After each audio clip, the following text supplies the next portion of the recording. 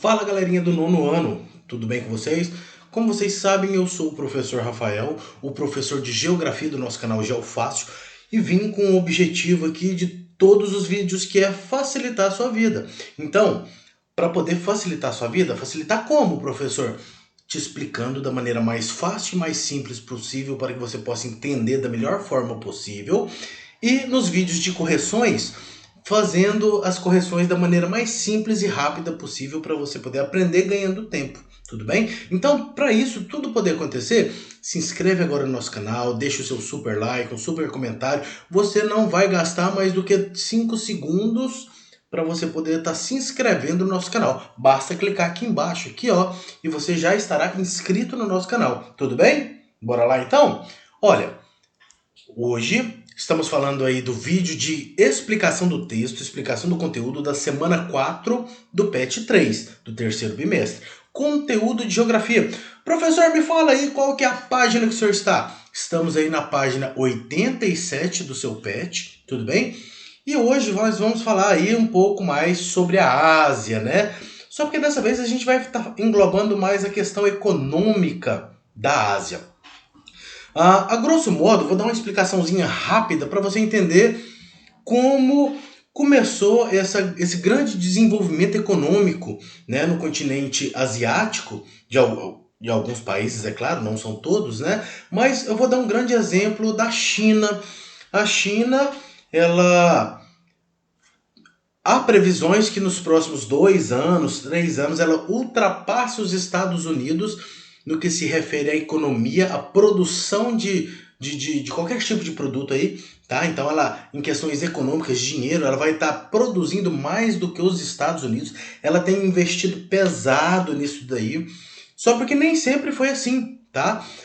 Eu vou contar um segredinho para vocês que talvez vocês não saibam. Mais ou menos em 1980, 1970 e alguma coisa, mas por volta de 1980, a China produzia muito já tinham várias fábricas, mas a China, tudo que era produto da China eram produtos muito ruins, de péssima qualidade. Quando você entrava na lojinha e comprava um produto chinês, muitas vezes esse produto estragava assim que você chegava em casa, ou até mesmo antes de chegar na sua casa ele já estava estragado, nem funcionava direito, né? Então você comprava um produto de péssima qualidade. Só que hoje a China investiu pesado, ela produziu muitas fábricas naquele momento, e aí depois disso, com o passar das décadas, 1990, quando chegam os anos 2000, 2010, cada vez mais o governo chinês investiu em suas fábricas para que ela pudesse produzir produtos com altíssima qualidade.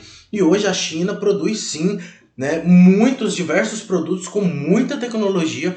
A gente pode citar aí telefones como o Xiaomi, por exemplo, diversas marcas de carro, né? Hoje já tendo aí até carros híbridos, carros elétricos. Então a qualidade da tecnologia chinesa é muito grande. Claro, ainda existe alguns produtos assim que são um pouco duvidosos, mas fato é, com esse investimento em qualidade, a China, além de ganhar muito mercado, ela consegue produzir a custos menores do que outros países. Tá? Então, só para você entender um pouquinho.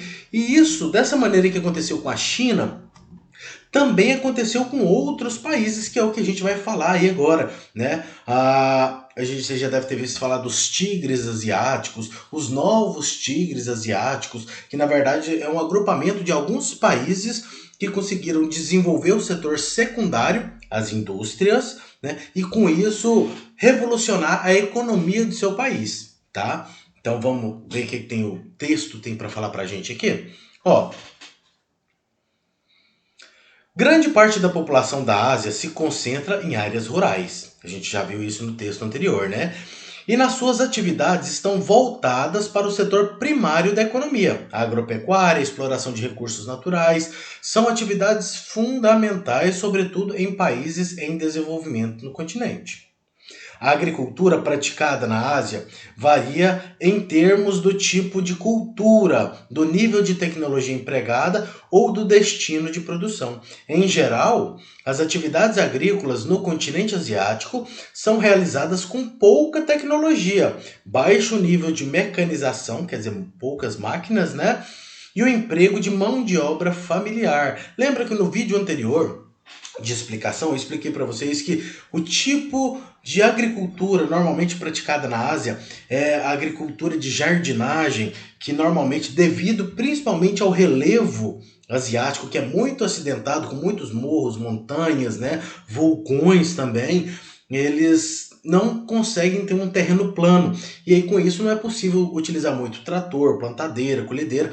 Então utiliza muita mão de obra, muita gente plantando, muita gente colhendo, e eles aproveitam ali, pegam os morros, fazem quase que degraus nesses morros, né? E nesses degraus eles plantam ali arroz, trigo, cevada, né? Uma infinidade de coisas que plantam ali, tá? Só para você ter uma ideia do que a gente está falando.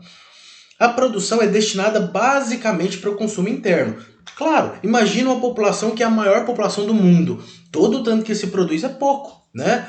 Vários povos praticam agricultura de subsistência. O que é agricultura de subsistência? É aquela agricultura, o pessoal tem um pedacinho de terra, uma fazendinha, uma chácara, né? E ali ele vai plantar para o próprio consumo dele. E aí o excedente, o que ele não vai utilizar, ele acaba trocando ou vendendo ali, né, essas mercadorias na feira, abastecendo supermercados, esse tipo de coisa. Para consumo da própria família, né? Porém, há países como o Japão e Israel que empregam técnicas modernas com alta produtividade. Então, quando a gente fala o sistema de plantação de jardinagem, que eu acabei de explicar, que são as pessoas agachadinhas ali plantando, é num geral, a grosso modo. Existem países que são exceções na Ásia, por exemplo, o Japão e Israel, que utilizam muita tecnologia. Tem gente, o Japão todo mundo sabe que é um país extremamente tecnológico, né? É uma referência para o mundo. Mas pouca gente sabe de Israel.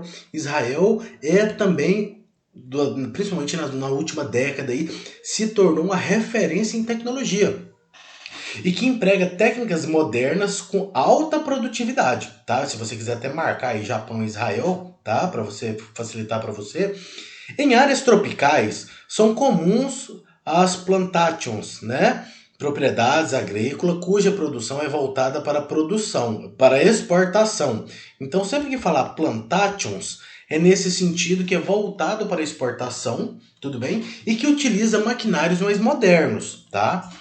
Continuando. Resquício do colonialismo europeu, essas propriedades agrícolas monoculturas, não quer dizer, além de utilizarem maquinários, utilizarem aí tecnologia, também eles costumam plantar um único tipo de cultivo.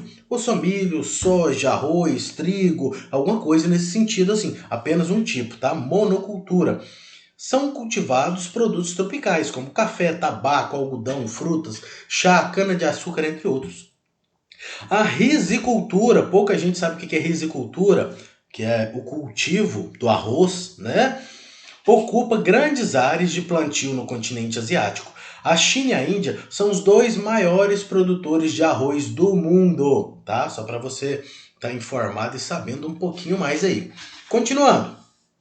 A pecuária na Ásia é praticada principalmente de forma extensiva. A maior parte da produção é voltada para a subsistência, que é aquela que o pessoal produz para o próprio alimento, né? Sobrando ali muito pouco, eles costumam fazer uma catira, uma troca, né? Vender um pouquinho ali o restante que sobra.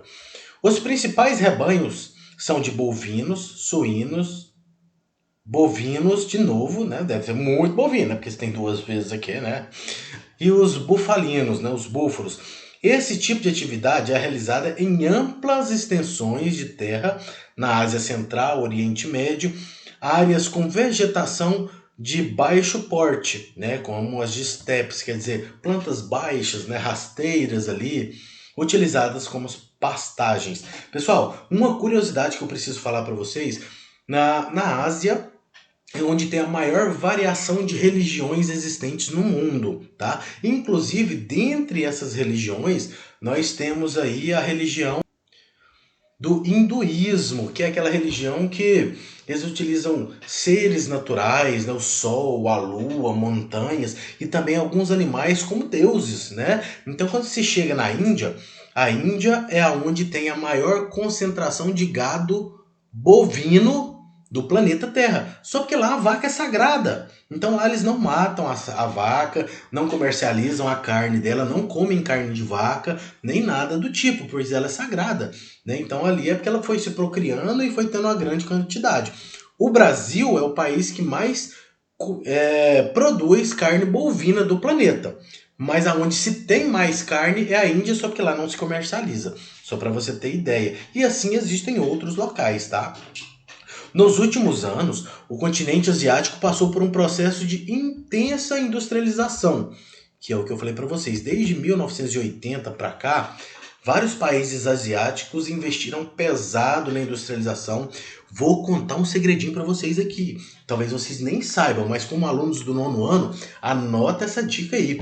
Países de primeiro mundo. Quando a gente fala de setor econômico, talvez vocês não estejam lembrando o que é. Setor econômico é o setor primário, secundário e terciário, né? Primário, agricultura, pecuária, extrativismo. Secundário, as indústrias. E terciário é o comércio e a prestação de serviço. Então, como eu ia dizendo, os países mais desenvolvidos do mundo, os países de primeiro mundo, tem a industrialização, o setor secundário, como a área mais desenvolvida do país. Isso aí é um segredinho aí, né, que nossos governos deveriam utilizar isso para poder tentar melhorar a qualidade de vida do seu país. O Brasil devia fazer isso, né, mas investe pouco nessa área aí, tá? Só para você ter ideia. Continuando a leitura. Que ficou concentrado, porém, em alguns países. De modo geral, o crescimento econômico asiático, industrial asiático, ocorreu por meio de políticas de curto e médio prazo, que atraíram indústrias de outros países em combinação com altos investimentos em educação e desenvolvimento em tecnologia. Então, para um país desenvolver, ele precisa investir no setor secundário, nas indústrias, mas é claro, um setor que tem que ser valorizado é a educação. A educação é o meio que transforma a vida das pessoas. É a única maneira para muitas pessoas de transformar de vida, de melhorar a qualidade de vida é através da educação. Tá? Então estuda se você quer melhorar de vida, quer mudar de classe social, estuda, que é uma das poucas chances na real que as pessoas têm. Tá? Entre os países asiáticos, o Japão figura como o mais industrializado, apresentando modernos sistemas de produção que são referências mundiais dos setores de informática, robótica, eletrônico e automobilístico. A indústria da Coreia do Sul, embora seja bem mais recente, né, atua em diversos setores, desde o automobilístico até o naval. Naval, para quem não sabe, são os navios, tá bom? O crescimento da indústria de alta tecnologia neste país está diretamente ligado aos volumosos recursos de investimento em universidades, quer dizer, investir na educação e investir em instituto de pesquisa.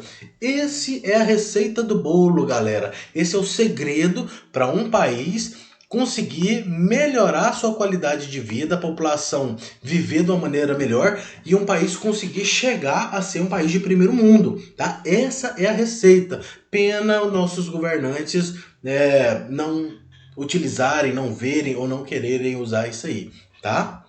No Sudeste Asiático, o processo de industrialização ocorreu de maneira acelerada nas últimas décadas. Em Taiwan, ó, pode marcar esses países aqui, ó, tá bom? Taiwan, Coreia do Sul, Singapura e Hong Kong, e mais tarde a Malásia, no Vietnã, na Indonésia, Filipinas e Tailândia, tá? Esses são o quê? Esses países são os tigres asiáticos.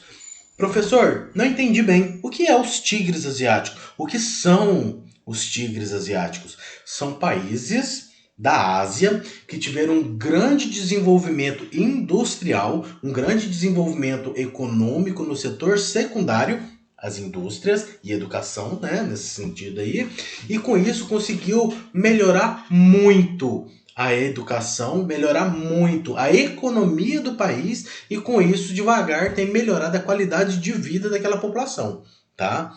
Nesse grupo de países, os parques industriais se desenvolveram principalmente por meio da produção e da exploração em larga escala de artigos com preços altamente competitivos no mercado internacional. Então, esses tigres asiáticos, a China, consegue produzir com qualidade e em grande escala, e com isso consegue vender a preços menores do que outros países, ganhando cada vez mais o mercado internacional. Você já deve ter visto aquele site de produtos chinês, onde vende um punhado de produtos ali, e ali você encontra vários sites e você encontra produtos das mais variadas qualidades, vamos se dizer assim. Tem produtos que você sabe que você está comprando muito barato, que ele não vai ter uma qualidade boa, mas que existe produtos que ainda assim tem um preço razoável e que tem uma qualidade talvez até melhor do que esses produtos mais famosos aí, celulares mais famosos, tá? Continuando. O nível de instrução mais elevado de uma parcela da população indiana formou a elite, continuando aqui, a elite atualmente isso, em seguidores de tecnologia sofisticada, entre os quais sobressaem os de informática, microeletrônica e medicamentos. Já a China é incrível, vamos falar assim, né? Tem apresentado um dos mais elevados índices de crescimento do mundo, em boa parte em razão da mão de obra abundante e barata, a grande disponibilidade de matéria-prima e a presença de um mercado consumidor cada vez mais crescente. Na maioria dos países do Oriente Médio, tem economia baseada na extração do petróleo e principalmente fonte de energia de matéria-prima para o mundo, tá? Galerinha, espero que vocês tenham entendido esse conteúdo, tudo bem? Esse conteúdo aí da quarta semana, tá? Do PET 3, do conteúdo do nono ano. Eu sou o seu professor Rafael e queria muito poder contar com você neste momento para que você se inscrevesse no nosso canal. Te aguardo para o próximo vídeo e até lá!